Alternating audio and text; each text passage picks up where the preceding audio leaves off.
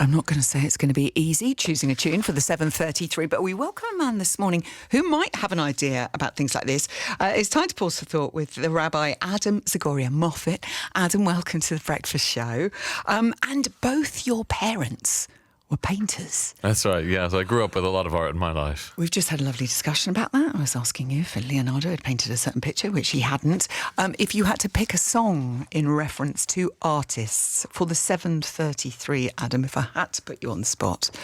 Well, we were just discussing it, so I have to say it's definitely Don McLean's Vincent. I grew up listening to it. Yeah. It just makes me cry every time. I know, it really is so very beautiful. I imagine it might come up. What are you sharing with our listeners this morning? Well, I was actually just back home, and this time last week I was driving on a quiet, dusty road to one of my favourite hiking spots. Drawn there by nostalgia, really, while visiting Phoenix, Arizona, where I grew up. I went for an early morning trek up the modest but really beautiful Pinnacle Peak. Clocking in at just under 1,000 meters, Pinnacle Peak is a gorgeous example of the Sonoran Desert. And when I was young, the appeal of the desert was simple: solitude, quiet, sanctuary. That's why it was so upsetting to find the car park full, the path slammed, and the hike up the mountain turned into what was essentially a queue. This wasn't the peaceful quiet I remembered. I found myself irrepressibly irritated at all those other people invading my fantasy of solitude among saguaro cactuses. That deserts are spiritually loaded is not news. So many religious traditions center themselves on the desert. Judaism began this unlikely love affair with the desert in Sinai so many years ago. In Hebrew, the word for desert is midbar, which literally means a speaking place. The desert is the place where speaking happens, where God's voice can be heard.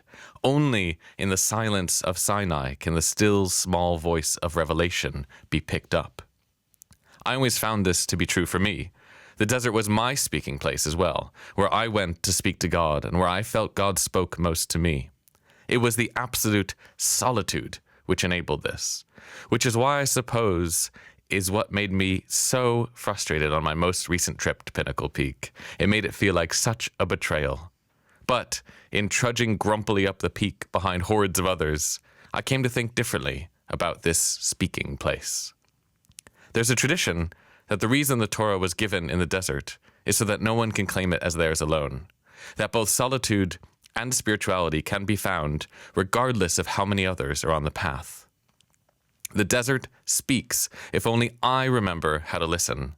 The speaking place, the midbar, whether it is the Sinai or the Sonoran, is accessible from anywhere to anyone who is seeking it. And neither an over-busy trail nor the yearning for the desert of one's youth mutes its subtle spiritual voice. Oh, I have a place I like to go like that, Devil's Dyke on the top of the Downs.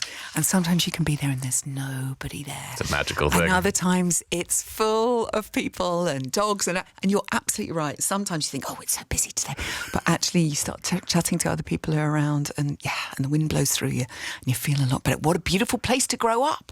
It was. Oh, Adam, lovely to see you. Welcome to the Breakfast Show. And we'll see you again. Rabbi Adam Moffat from the St. Albans Masorti Synagogue. See you again soon.